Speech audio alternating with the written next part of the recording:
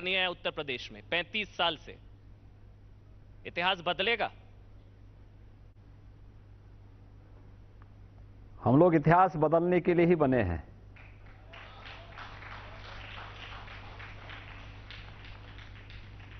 इस आत्मविश्वास के पीछे कोई खास वजह?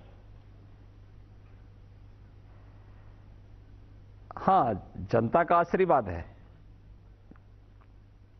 प्रधानमंत्री मोदी जी का नेतृत्व और मार्गदर्शन है। भारतीय जनता पार्टी के लाखों कार्यकर्ताओं का परिश्रम है और विश्वास के साथ कह सकते हैं कि केंद्र और प्रदेश सरकार की उपलब्धियों के दम पर भारतीय जनता पार्टी 2014, 2017 और 2019 की पुनरावृत्ति करेगी। प्रचंड बहुमत के साथ प्रदेश में सरकार बनाएगी। क्या बड़ी उपलब्धियां, अगर आप बताना चाहें, क्यों आपको दोबारा वोट दिया जाए, क्यों वापसी हो आपकी? देखिए, ये तो प्रदेश का बच्चा बच्चा कह रहा है। उत्तर प्रदेश की पहचान दिलाने का कार्य अगर किसी ने किया है तो उत्तर प्रदेश में भारतीय जनता पार्टी नेतृत्व की हमारी सरकार ने किया है। सुरक्षा का एक बेहतर वातावरण, बिना भेदभाव के केंद्र और प्रदेश सरकार की योजनाओं को हर एक नागरिक तक पहुंचाने का कार्य हो, प्रदेश के इंफ्रास्ट्रक्चर डेवलपमेंट के माध्यम से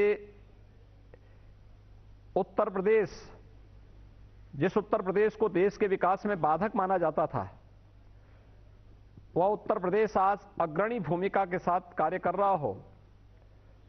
कोविड प्रबंधन हो या बिना भेदभाव के समाज के हर एक तबके को, चाहे वह गांव हो, गरीब हो, किसान हो, नौजवान हो, महिलाएं हो या बच्चे हों, इन सभी को जिसके वे हकदार थे उस हक को दिलाने का कार्य हो, यह अगर किसी ने किया है, उत्तर प्रदेश में भारतीय जनता पार्टी की सरकार ने किया है।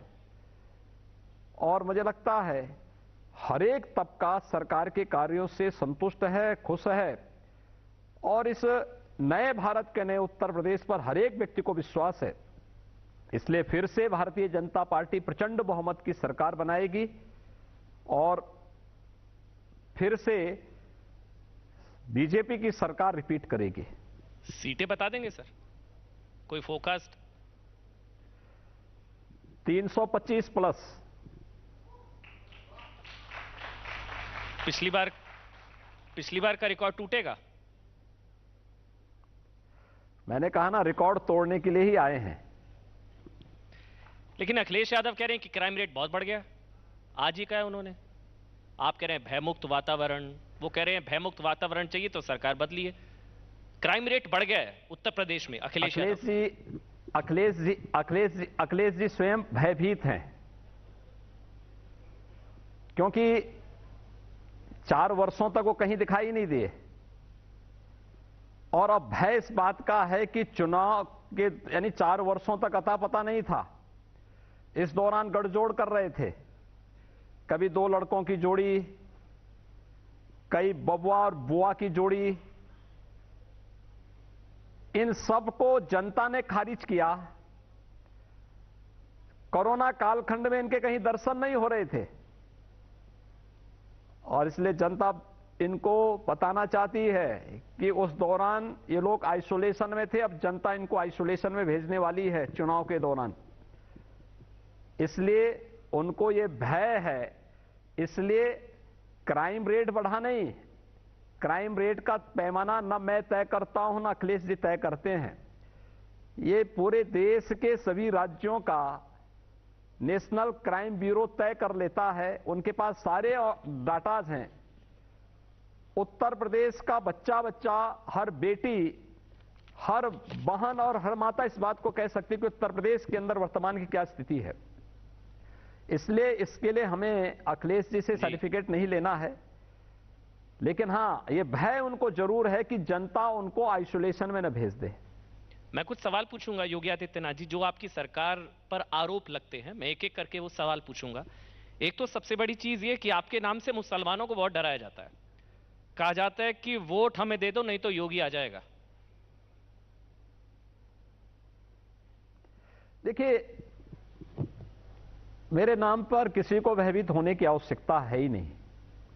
जो कानून का पालन करेगा, कानून के राज पर विश्वास करेगा, उसे बड़े सम्मान और गौरव के साथ उत्तर प्रदेश में रहने का पूरा अधिकार है। लेकिन कोई कानून को धता बता करके कानून को बंधक बनाने का कार्य करेगा तो फिर वह कोई भी होगा, उसके लिए कानून अपना काम भी करेगा। और जो कानून को धता बताते थे, जो कानून को बंधक बनाते थे, जो प्रदेश में दंगा फसाद करते थे, जो बेटियों की बहनों की सुरक्षा के लिए खतरा बने हुए थे, जो व्यापारियों का अपहरण करते थे, वे लोग जरूर प्रदेश के अंदर पहले प्रदेश की जनता को पलायन करने के लिए मजबूर करते थे, अब वे प्रदेश के अंदर विगत 5 वर्ष के दौरान पलायन करने के लिए मजबूर हुए हैं।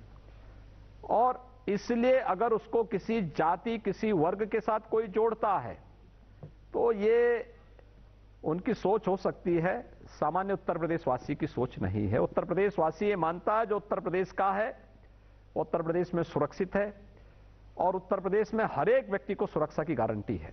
धर्म देखकर कार्रवाई होती है, यह आरोप लगता है माफियाओं पर, दंगाइयों पर, धर्म देखकर कार्रवाई होती है। देखिए, अपराधी अपराधी है। हमने कहा ना, हमारी सरकार तो प्रधानमंत्री मोदी जी के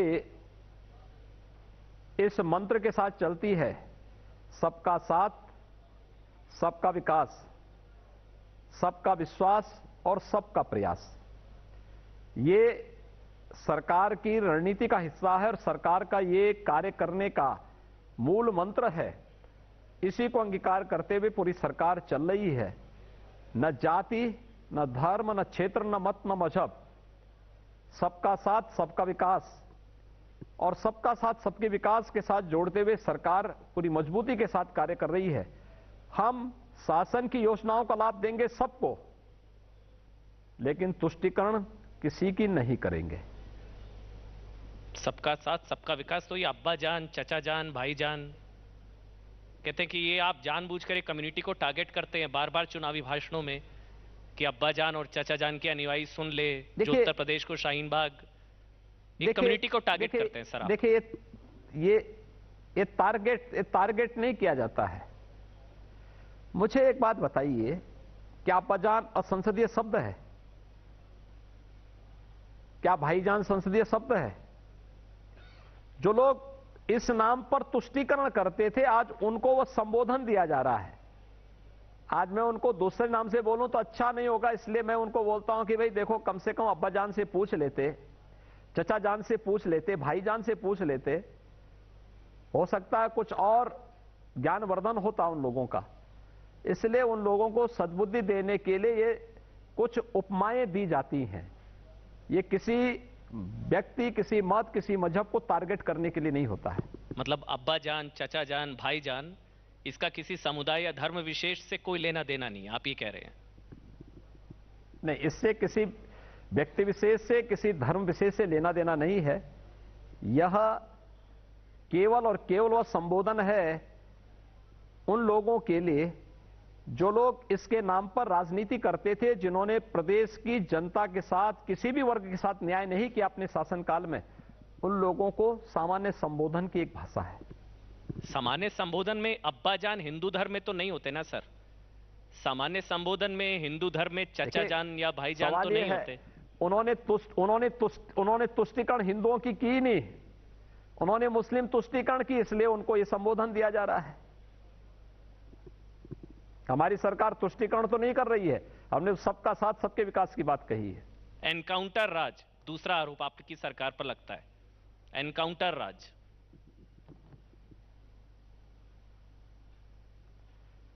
देखिए, पुलिस पर कोई गोली चलाएगा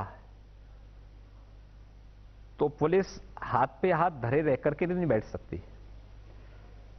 पुलिस सुरक्षा की प्रतीक है और उत्तर प्रदेश का पुलिस बल देश का सबसे बड़ा पुलिस बल है।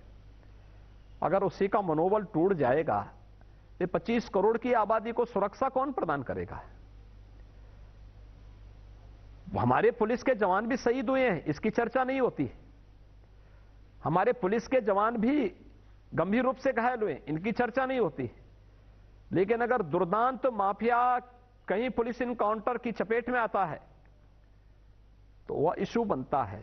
मुझे लगता है कि अपराधी और माफियाओं के प्रति सहानुभूति व्यक्त करना हमें बंद करना होगा।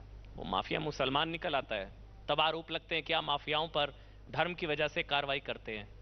बुलडोजर राज तीसरा आरोप। देखिए, हर प्रकार के माफिया हैं।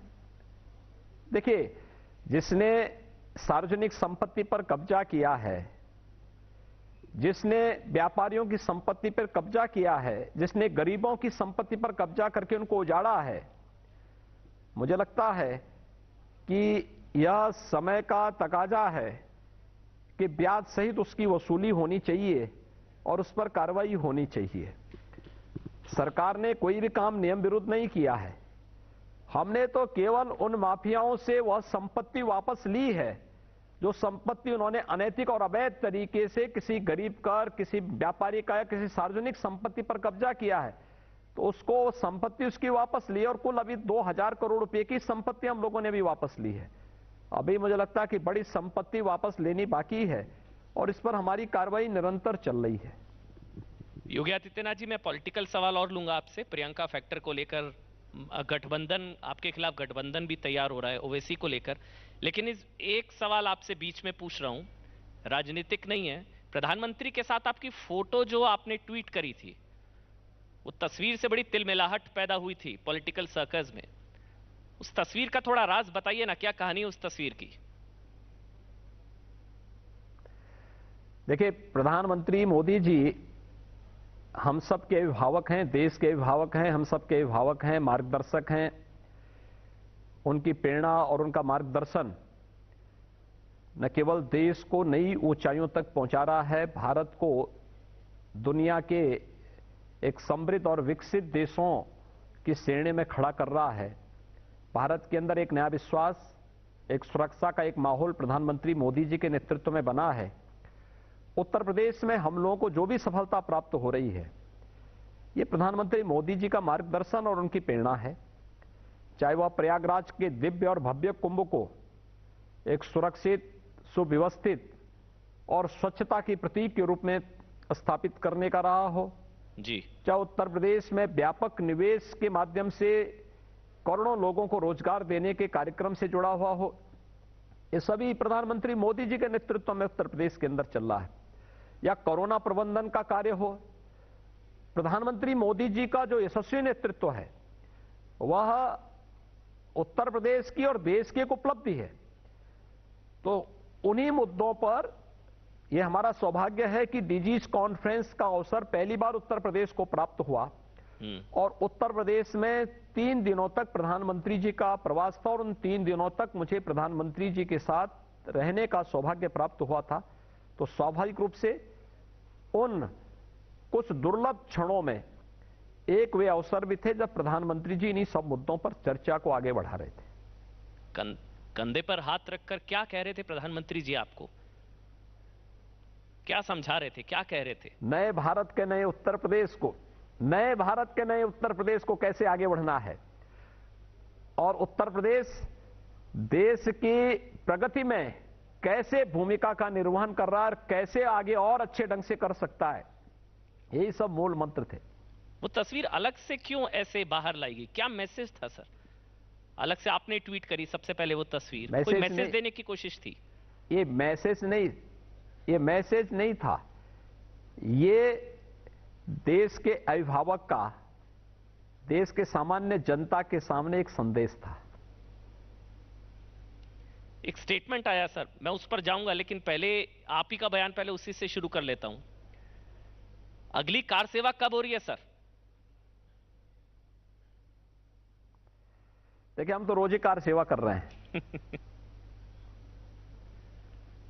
आपने बोला था जब अयोध्या में कार सेवा हुई थी तो गोलियां चली थी, अगली कार सेवा होगी तो फूल बरसाए जाएंगे। अगली कार सेवा कब शुरू हो रही है सर? देखिए, मैं कह रहा हूं ना, हम हमेशा कार्य सेवा ही कर रहे हैं, जनता की सेवा के लिए, प्रदेश के उत्थान के लिए निस्वार्थ भाव के साथ की जाने वाली सेवा ही कार्य सेवा है।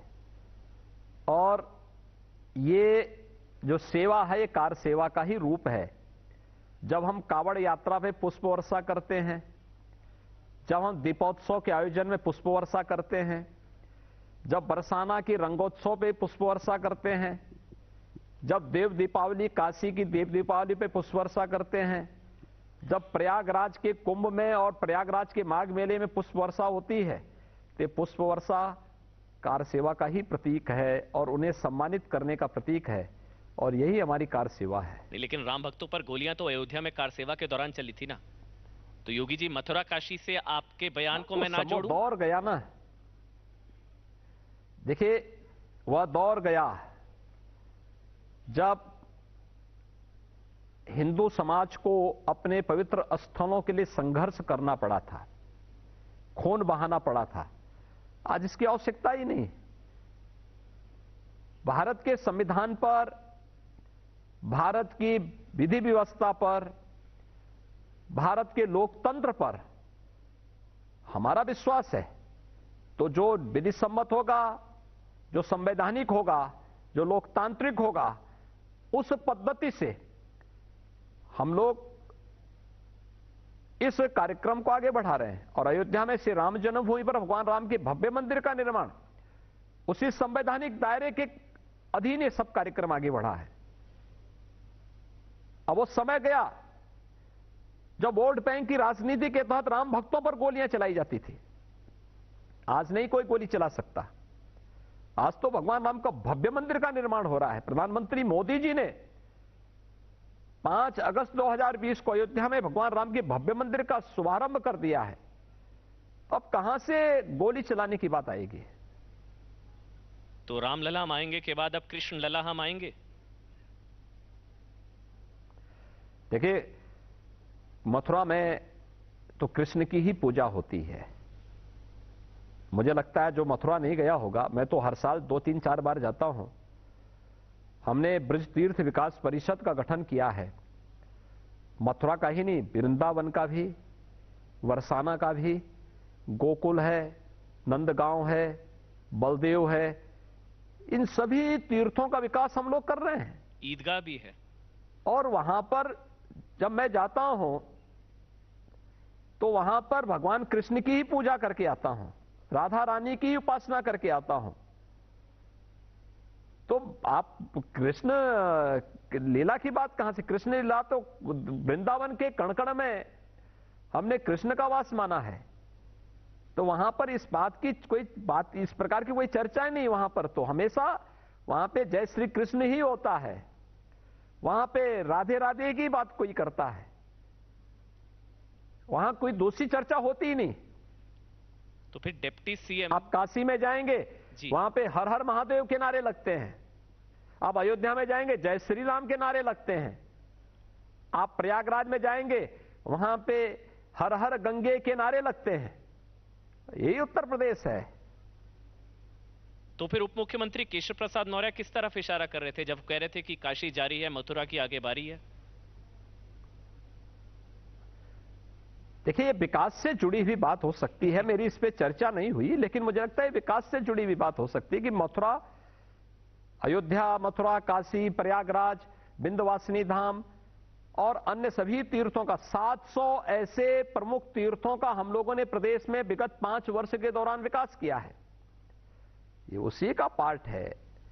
अयोध्या है, मथुरा है, काशी है, ये हमारी सप्तपुरियों में भी आती है। अच्छा, तो विकास तो हर एक जगह हो रहा है। वहां का आध्यात्मिक, वहां का सांस्कृतिक, वहां का भौतिक, हर प्रकार का विकास होना चाहिए। समग्र विकास की प्रक्रिया के साथ जोड़ना है, और उस समग्र विकास की प्रक्रिया के साथ जुड़ने की एक कार्रवाई हमारी है। और उसके बाद अगर एक जगह हमने कुंभ के समय प्रयागराज का समग्र विकास किया, प्रधानमंत्री मोदी जी के नेतृत्व में काशी आज नए कलेवर और नई काया के साथ विश्व पटल पर छा रही है। आदित्यनाथ जी, अयोध्या समग्र विकास की दिशा में आगे बढ़ रही है। उप मुख्यमंत्री ये कह रहे थे कि काशी में विकास जारी है, मथुरा में आगे विकास की बारी है। या वो काशी में ज्ञानवापी मस्जिद? हाँ, विकास में देखिए, विकास की प्रक्रिया का ये सब पार्ट है। विकास की प्रक्रिया को लेकर के हम आगे बढ़ रहे हैं। क्योंकि इसको लेकर शफीकुर रहमान बर्क, समाजवादी पार्टी के सांसद, उनका स्टेटमेंट आ गया है। वो कह रहे हैं कि हम 40 करोड़ हैं, कमजोर ना समझे, सड़कों पर उतर जाएंगे अगर काशी मथुरा की बात करेंगे तो। देखिए, उत्तर प्रदेश में वे दिन गए जब कोई इस प्रकार की धमकी देता था और सड़कों पर उतर करके और बाधित व्यवस्था को बाधित कर देंगे। उन्हें मालूम है कि आज सार्वजनिक संपत्ति को कोई नुकसान पहुंचाएगा तो 7 पीढ़ियां भूल जाएंगी फिर दंगा फसाद करने में, क्योंकि उसकी भरपाई करते करते 7 पीढ़ियां बीत जाएंगी। इसलिए ये शकीबुल रहमान बर्क ये वही सज्जन हैं जिन्होंने तालिबान का समर्थन किया था और इस समाजवादी पार्टी का चेहरा है। इससे ज्यादा शर्मनाक स्थिति और क्या हो सकती है? कोई पार्टी का भी खंडन नहीं करती, उस तालिबान का समर्थन करती है जो तालिबान देश की आधी आबादी का विरोध करता हो, महिलाओं का विरोध करता हो, बच्चों के विरोधी हो।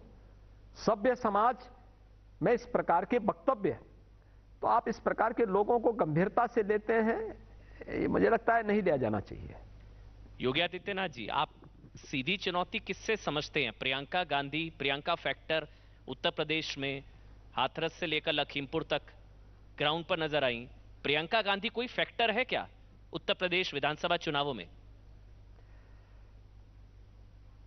देखिए, मुझे लगता है कि सैटेलाइट मैपिंग से कहीं ढूंढना पड़ेगा।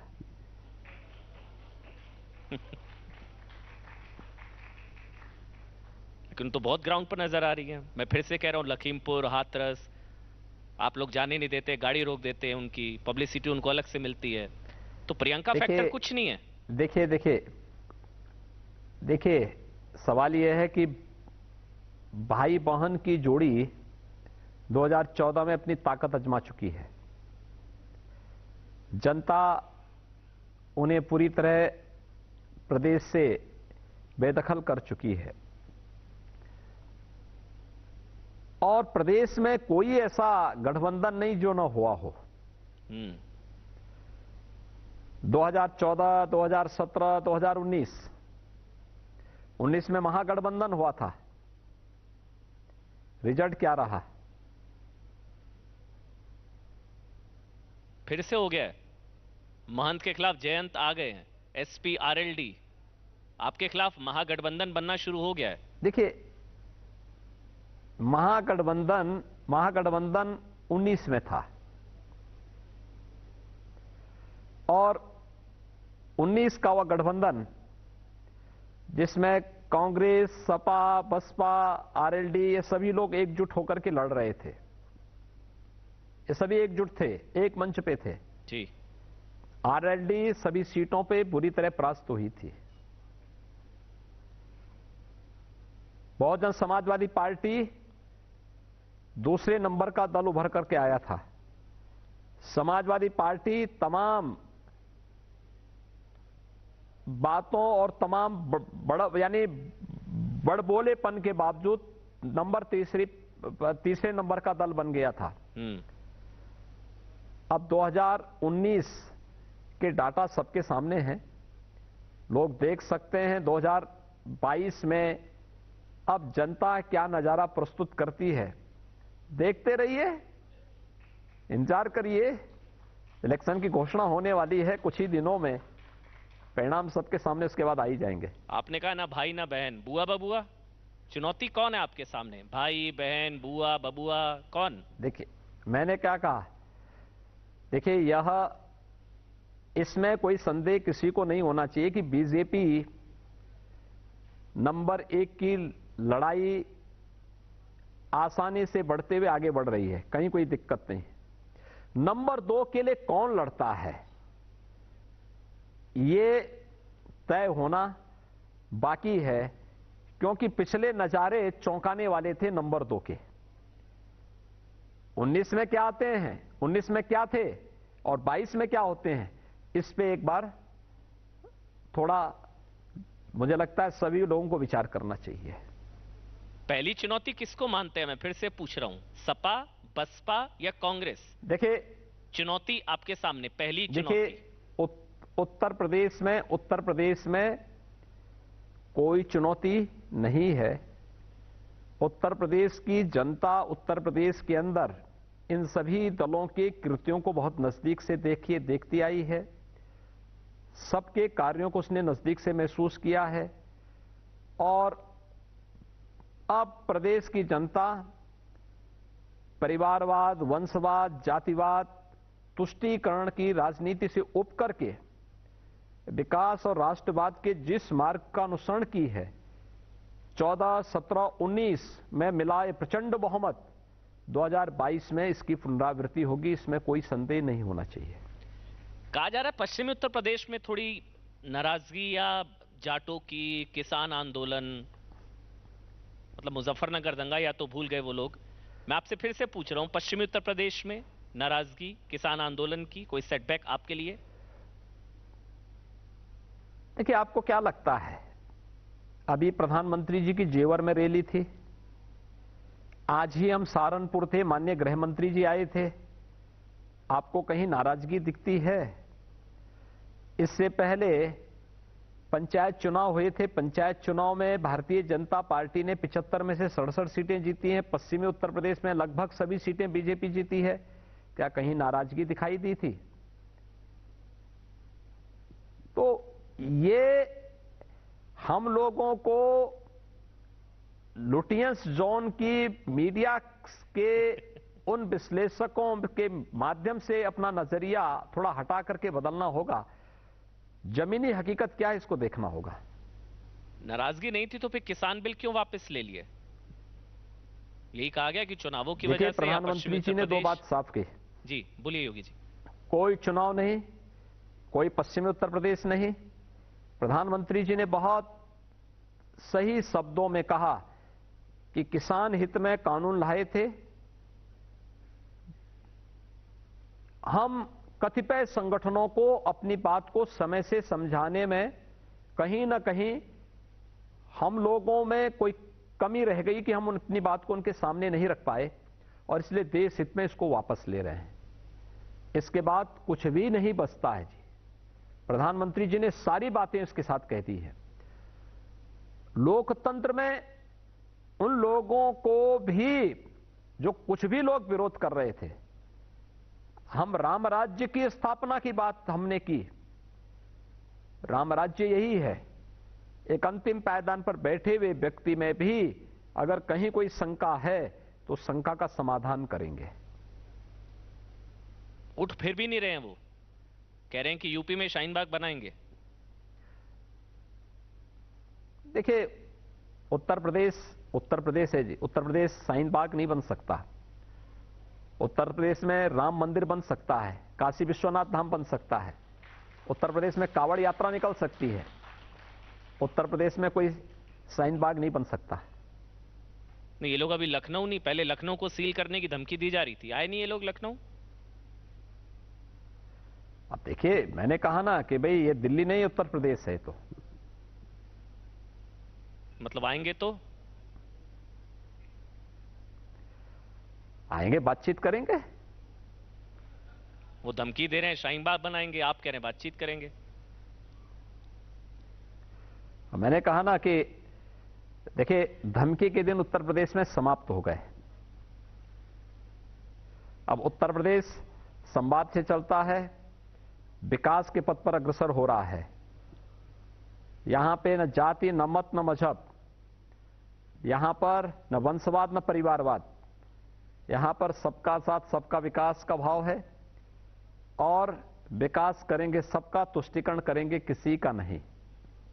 जब ये भाव बहुत साफ है, गांव के लिए, गरीब के लिए, किसान के लिए, नौजवान के लिए, महिलाओं के लिए, समाज के प्रत्येक तबके के लिए शासन की योजनाएं पहुंच रही हैं, तो फिर धमकी की बात ही कहीं सामने नहीं आती है।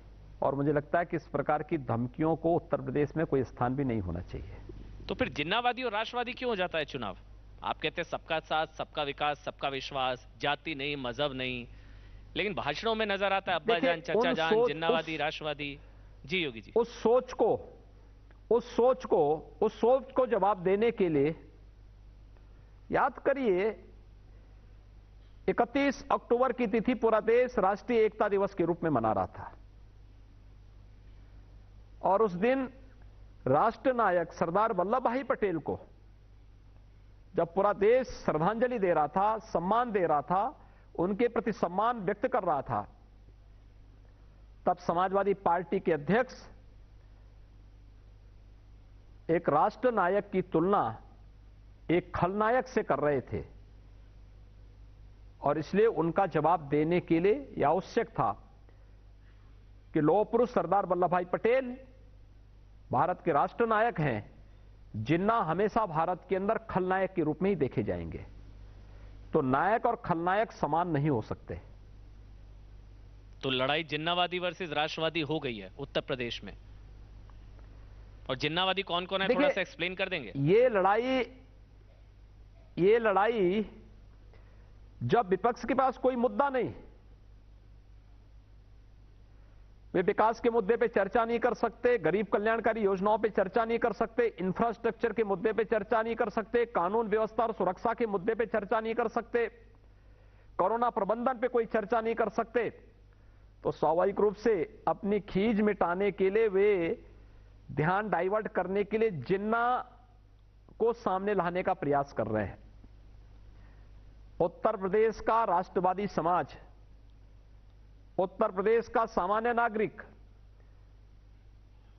सपा, बसपा, कांग्रेस के इस प्रकार के षड्यंत्रों को पूरी तरह बेनकाब करेगा और इस प्रकार की किसी भी नकारात्मक सोच को पूरी तरह उत्तर प्रदेश की राजनीति से बेदखल भी करेगा। वो तो उल्टा आप पर आरोप लगाते हैं कि पूरा चुनाव विकास, मतलब वो तो काम बोलते हैं और आप नाम बदलने की राजनीति करते हैं। ये काम वर्सेस नाम की लड़ाई है। कह रहे हैं आप लोग लिस्ट बनाकर बैठे हैं, सबके नाम बदले जा रहे हैं। देखिए, आप नाम की बात कर रहे हैं। उत्तर प्रदेश में भाषा विश्वविद्यालय का नाम मान्यवर कांसीराम भाषा विश्वविद्यालय था। समाजवादी पार्टी ने इसका नाम क्यों बदल दिया?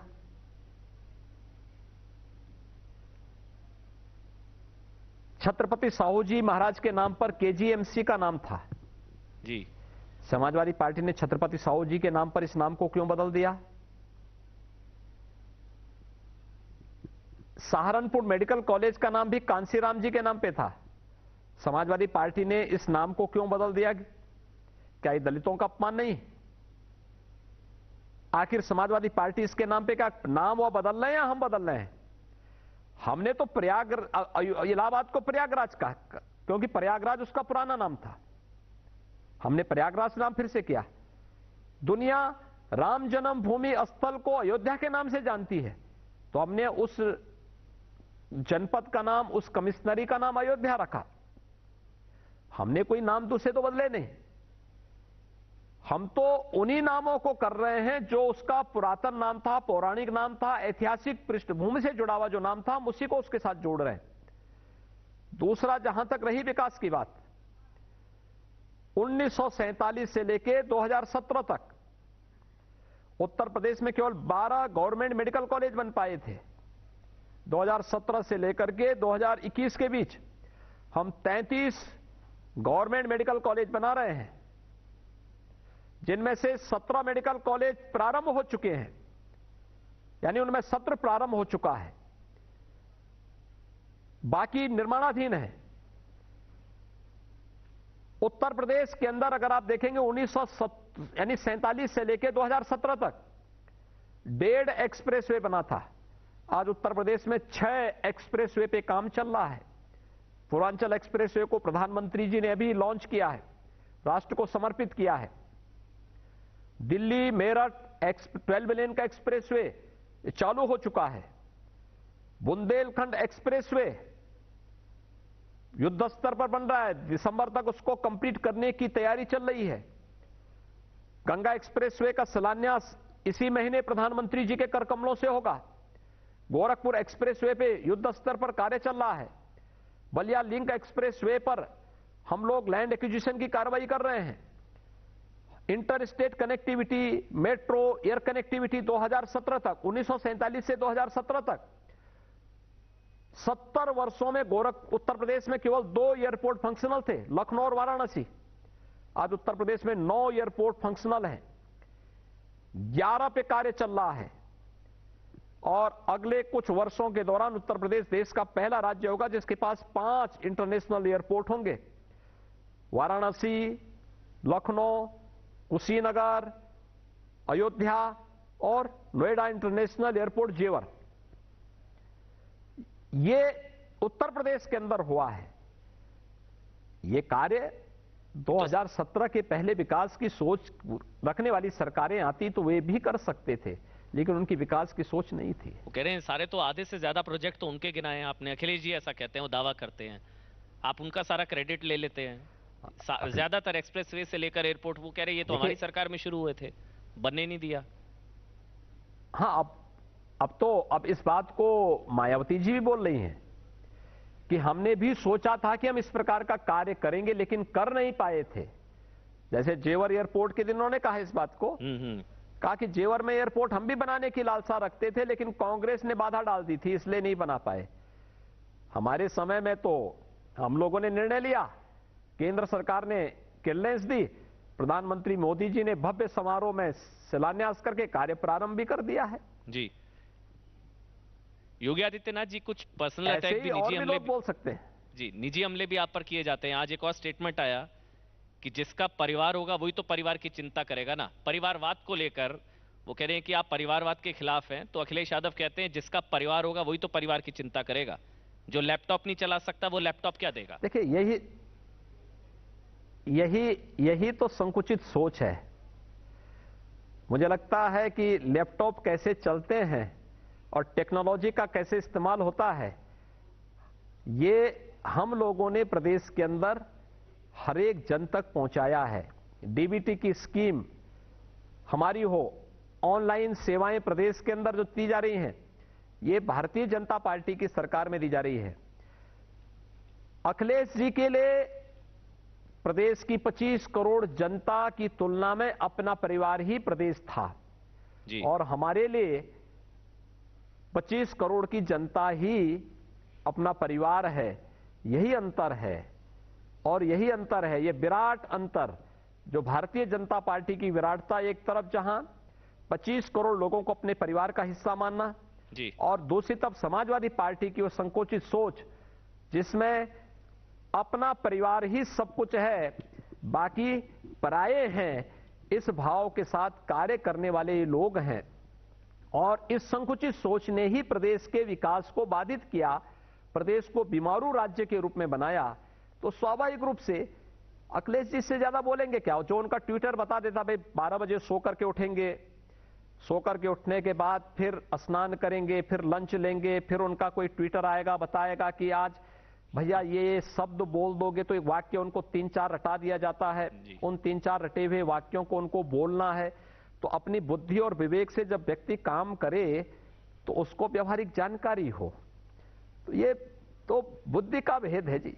इसको जो है आप इससे ऐसा क्यों मानते हैं कि वो सोच का अंतर है? क्योंकि परिवार के बाहर जब निकलना ही नहीं तो उनको लगता है कि वो कूप मंडूप वाली कहानी है ना, कि उससे बाहर जब निकलना नहीं तो उनको कुछ पता ही नहीं कि देश दुनिया की स्थिति क्या है। चलिए, 325 सीटों का दावा आपने आज चौपाल में किया है। बहुत बहुत धन्यवाद उत्तर प्रदेश के मुख्यमंत्री योगी आदित्यनाथ, आपने समय निकाला न्यूज़ 18 चौपाल के लिए। बहुत बहुत धन्यवाद योगी जी।